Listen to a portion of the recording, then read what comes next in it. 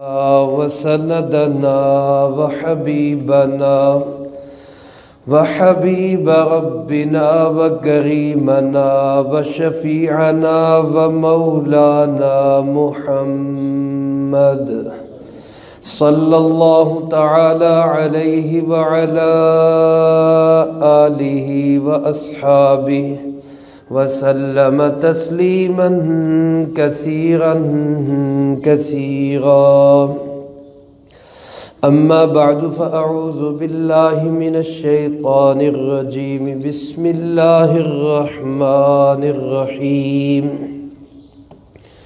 النبي أولى بالمؤمنين من أنفسهم وأزواجه أمهاتهم.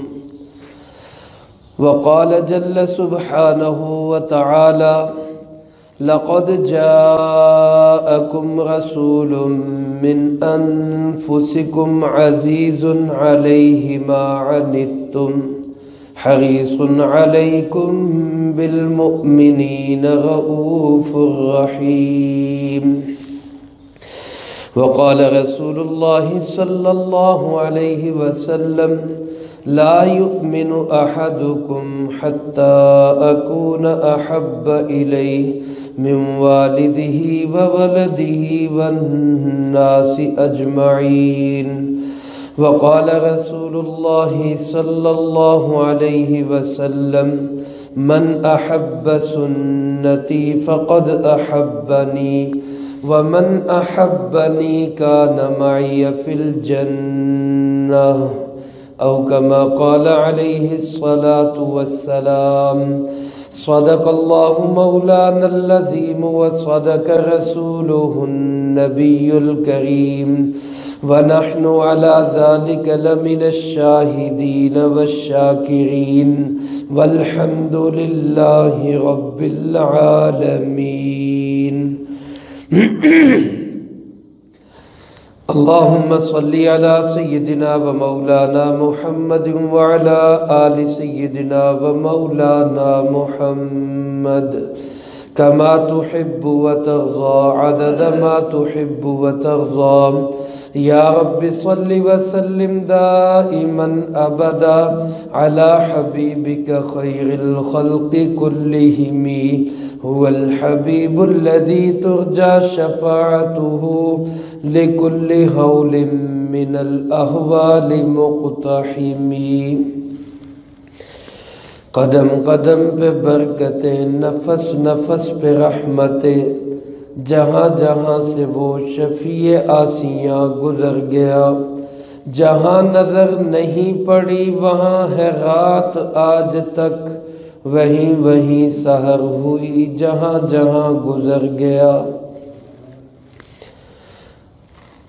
حضرات گرامی قدر، واجب الاحترام، معزز بزرگوں، دوستوں، بھائیوں، پیارے آقا جناب محمد کریم خاتم النبیین صلی اللہ علیہ وآلہ وسلم کی پاکیزہ مبارک سنہری سیرت طیبہ کے واقعات سلسلہ وار آپ حضرات کے گوش گزار کیے جاتے ہیں. اس تمنا، آرزو اور دعا کے ساتھ اللہ مجھے، آپ کو، ہر مسلمان کو اپنے محبوب جناب محمد کریم صلی اللہ علیہ وآلہ وسلم کی سچی، پکی اور حقیقی محبت نصیب فرمائے.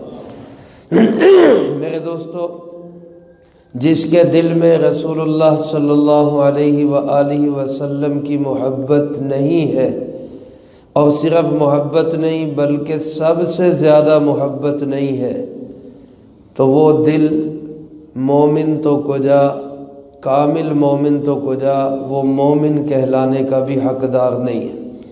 اللہ ہم سب کو ہر رشتے سے زیادہ محبت جناب محمد کریم صلی اللہ علیہ وآلہ وسلم سے نصیب فرما دے. آپ سے حقیقی محبت کی نشانی اور علامت کیا ہے؟ آپ نے خود ہی ارشاد فرما دیا: من احب سنتی فقد احبنی. جس نے میری سنت سے پیار کیا حقیقت میں اس نے مجھ سے پیار کیا. ومن احبنی اور فرمایا جس نے میری سنت سے پیار کر کے مجھ سے پیار کیا تو یہ شخص جنت میں میرے ساتھ ہوگا۔ اے رب کریم، شان کریمی کا واسطہ ہو جنت میں بھی نصیب رفاقت حضور کی۔ میرے محترم دوستو، سلسلہ سیرت کا سفر کرتے ہوئے ہم لوگ جناب محمد کریم صلی اللہ علیہ وآلہ وسلم کی دنیاوی مشغولی تجارت تک پہنچے۔ آپ صلی اللہ علیہ وسلم ایک نہایت سچے، امانت دار، بات کے پکے اور خیال رکھنے والے تاجر تھے۔ رسول اللہ صلی اللہ علیہ وآلہ وسلم نے جس طرح مزدوری کی کہ بکریاں چرائی، اسی طرح آپ نے تجارت بھی کی۔ حضرت قیس بن صائب اور عبداللہ ابن صائب رضی اللہ تعالیٰ عنہما، یہ دو صحابی ہیں، مشہور صحابی ہیں رضی اللہ تعالیٰ عنہ۔ حضرت قیس بن صائب جو ہے یہ وہ صحابی ہیں کہ جن کی عمر 160 برس ہو گئی تھی۔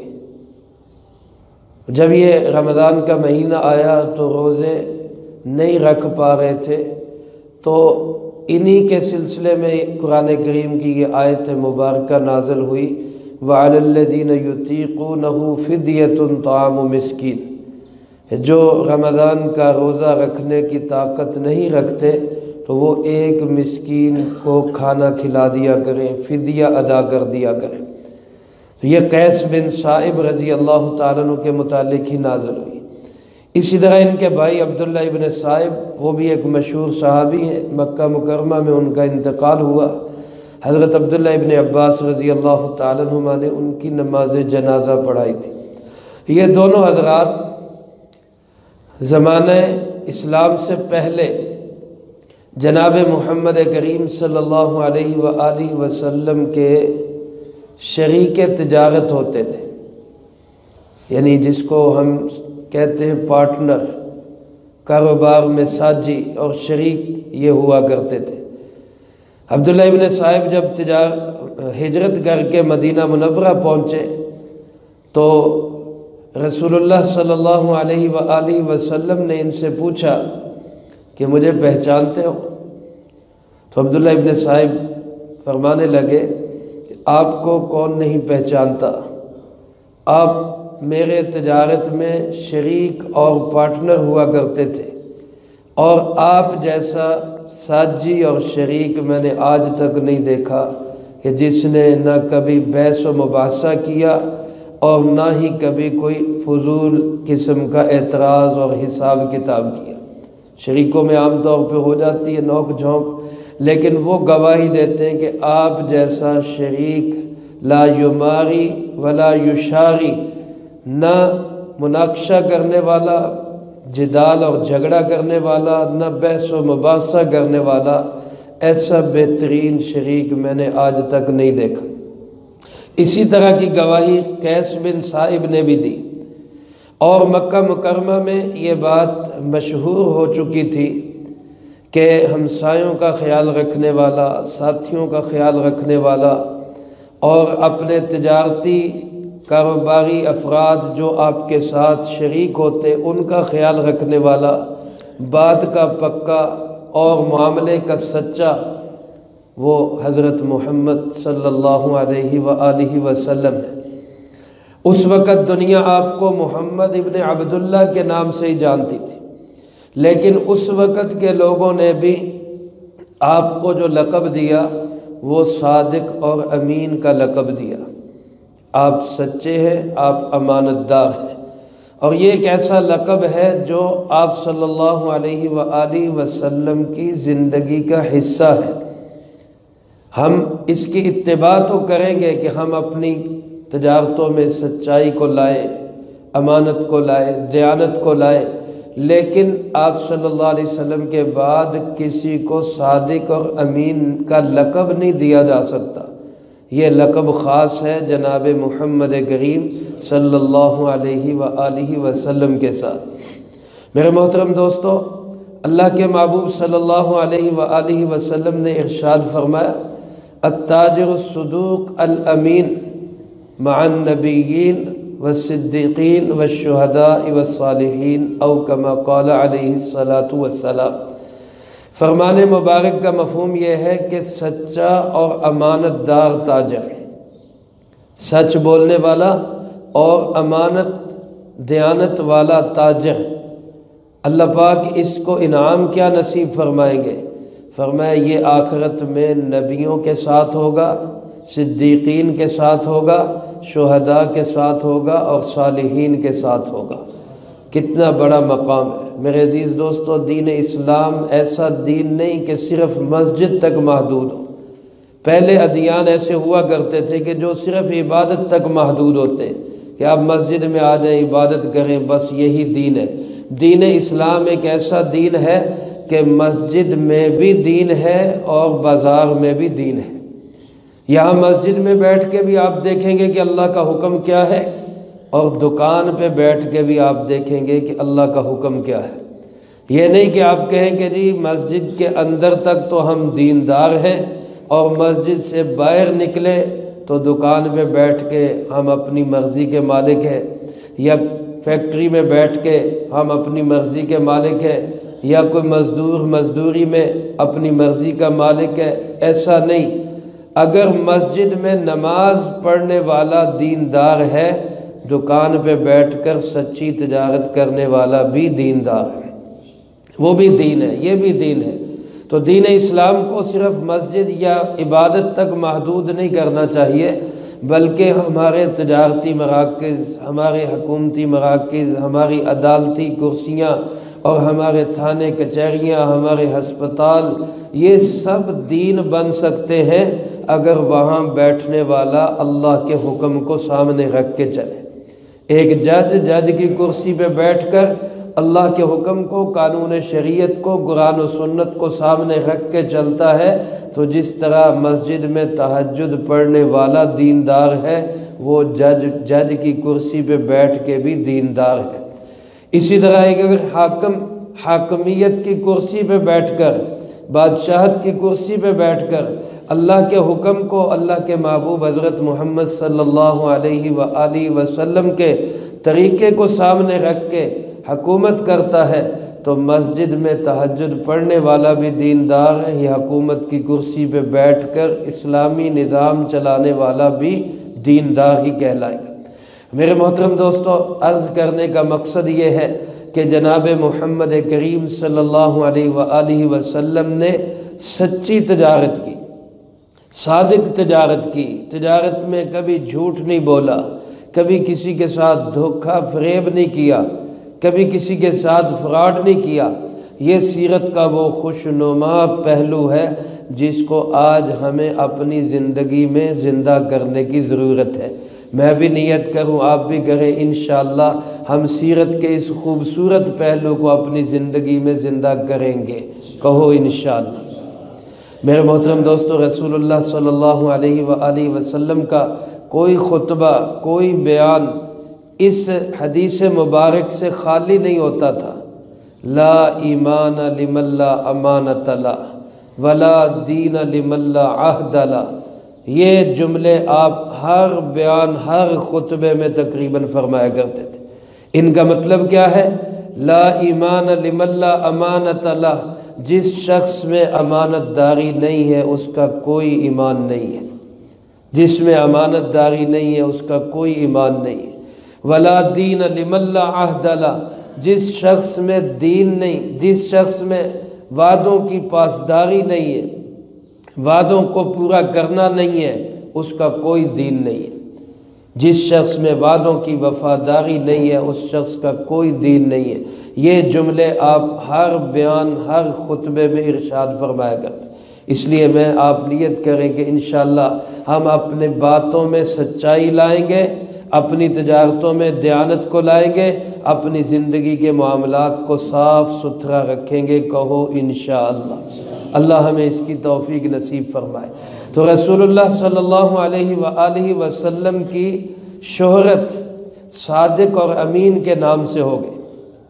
اس زمانے میں جب تجارتی قافلے جاتے تو لوگ اپنا اپنا تجارتی سامان، کسی کے پاس سرمایہ ہوتا، کسی کے پاس صلاحیت ہوتی، تو سرمایہ والا صلاحیت والے کو اپنا سرمایہ دے دیتا کہ بھائی آپ میرا سرمایہ لے جائیں، آپ تجارت کریں، نفع جو ہوگا وہ ہم آدھا آدھا کر لیں گے، مال میرا، کام آپ کریں، نفع آدھو آدھ، یہ ٹھیک ہے، اس میں کوئی حرج نہیں، مزاربت کہا جاتا ہے اس کو، اسلام نے اس کی اجازت دی ہے۔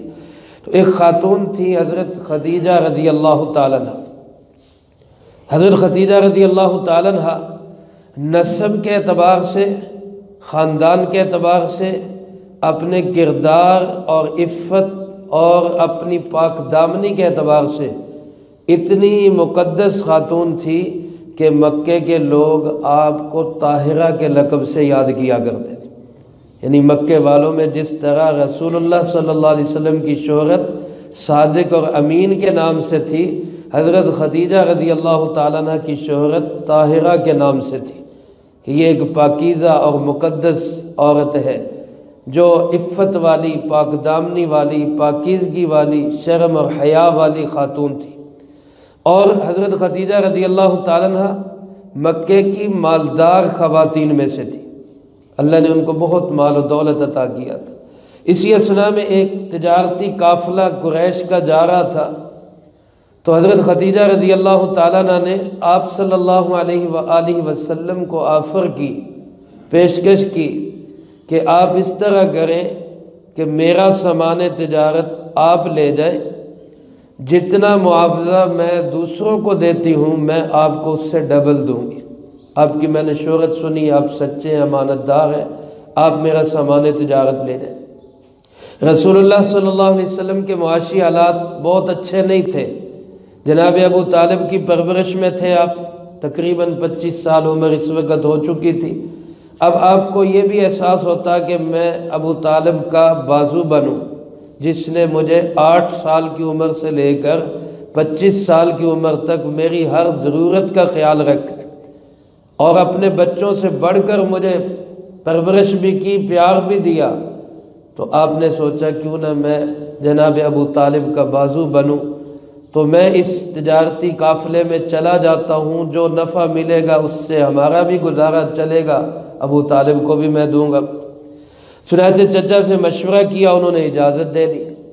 تو حضرت خدیجہ رضی اللہ تعالیٰ عنہ کا سامان تجارت لے کر رسول اللہ صلی اللہ علیہ وآلہ وسلم اس تجارتی قافلے کے ساتھ شام کی طرف روانہ ہوئے۔ یہ آپ صلی اللہ علیہ وسلم کی زندگی کا شام کی طرف دوسرا سفر تھا۔ پہلا سفر آپ کا جب ہوا 12 سال کی عمر میں، تب آپ کو راستے سے ہی ایک راہب نے واپس بھجوا دیا تھا کہ خطرہ ہے آگے۔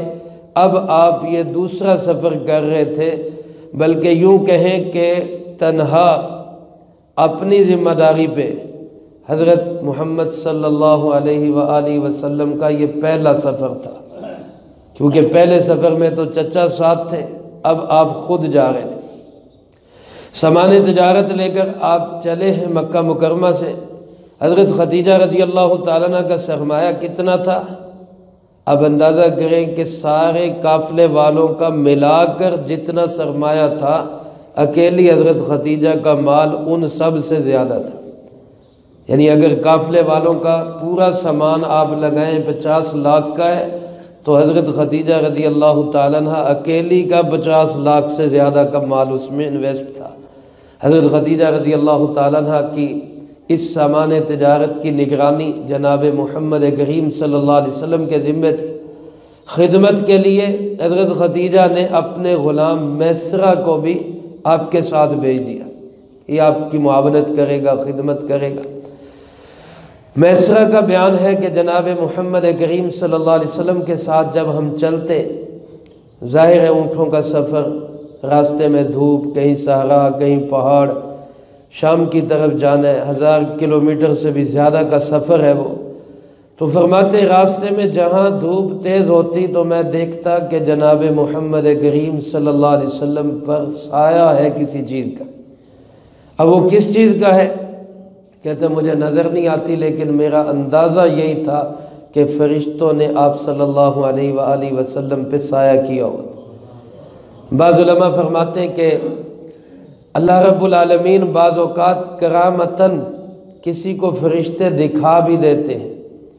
بہت سارے صحابہ اکرام کے بھی واقعات ہیں جنہوں نے فرشتوں کو دیکھا تھا۔ تو آپ صلی اللہ علیہ وآلہ وسلم کے اس سفر میں ہو سکتا ہے اللہ پاک نے میسرہ کو بھی دکھا دیا ہو کہ دیکھو میرے محبوب پہ فرشتے سایہ کیے ہوئے۔ جب آپ صلی اللہ علیہ وسلم بصرہ میں پہنچے، آپ نے ایک جگہ پہ قیام کیا، ایک درخت کے سائے میں آپ ٹھہرے، تو وہاں پر ایک عیسائی راہب آیا آپ صلی اللہ علیہ وآلہ وسلم سے ملاقات کرنے کے لیے، اور اس نے جب آ کر آپ کو دیکھا اور آپ کا چہرہ مبارک دیکھا، آپ کی علامات کو دیکھا، علماء نے لکھا ہے کہ جناب نبی پاک صلی اللہ علیہ وآلہ وسلم کی آنکھوں مبارک میں قدرتی سرخ رنگ کے ڈورے تھے، خوبصورت آنکھیں، اس میں پھر سرخ رنگ کے ڈورے۔ تو اس نے میسرہ سے پوچھا خادم سے کہ یہ جو ان کی آنکھوں میں سرخ ڈورے ہیں یہ کب کے ہیں، بنائے ہوئے ہیں، بناوٹی ہیں یا اصلی ہے؟ تو میسرہ نے کہا کہ یہ تو ان کے پیدائشی ہیں، قدرتی ہیں، ان کے بنائے ہوئے نہیں، بناوٹی نہیں، آرٹیفیشل نہیں ہے، یہ حقیقی ہے۔ تو وہ راہب کہنے لگا ان کا نام کیا ہے؟ اس نے بتایا ان کا نام محمد ہے، سب کہہ دیں صلی اللہ علیہ وسلم۔ تو وہ بحیرہ راہب کہنے لگا ہماری کتابوں کے مطابق یہی شخص نبی ہے، اور صرف نبی نہیں بلکہ اس نے کہا یہ آخری نبی ہے، ہوا نبی و آخر الانبیاء۔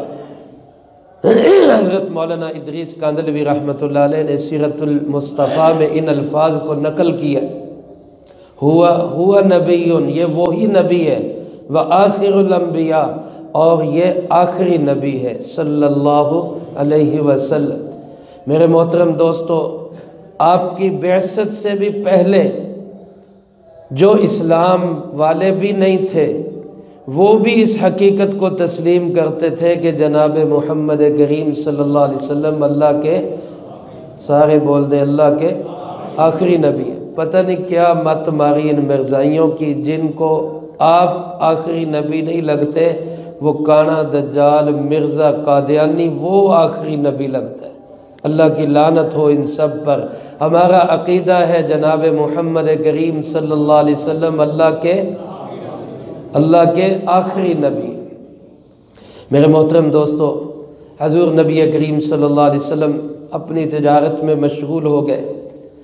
ایک عرصے کے بعد یہ تجارتی قافلہ واپس آیا، تو علماء نے لکھا ہے جب یہ واپس آپ مکہ مکرمہ پہنچ رہے تھے، حضرت خدیجہ رضی اللہ تعالیٰ عنہ اور دیگر قافلوں کا انتظار کرنے والے لوگ اس وقت بالا خانوں میں یا اونچی جگہوں پر قافلے کا استقبال کیا کرتے تھے، دیکھا کرتے تھے، اور خوشی سے قافلے کو نذرانہ عقیدت پیش کیا کرتے، کیونکہ سب کا اس میں سامان تجارت ہوتا تھا، تو خوشی ہوتی تھی کہ ہمارا سرمایہ واپس آ رہا ہے، ہمارا مال واپس آ رہا ہے، ہمیں نفع بھی ملے گا۔ حضرت خدیجہ رضی اللہ تعالیٰ عنہ بھی ایک بالا خانہ میں اپنی سہیلیوں کے ساتھ اس قافلے کی آمد کو دیکھ رہی تھی، تو کہتے ہیں کہ جب حضرت خدیجہ نے دیکھا تو انہوں نے بھی اس منظر کو دیکھا کہ باقی قافلہ دھوپ میں ہے اور جناب محمد کریم صلی اللہ علیہ وسلم سائے میں ہے۔ اور سایہ کس چیز کا ہے؟ سایہ وہی انجانی چیز، وہی فرشتے ہیں جنہوں نے آپ صلی اللہ علیہ وآلہ وسلم کو اس کڑکتی ہوئی دھوپ سے بچایا ہوا تھا۔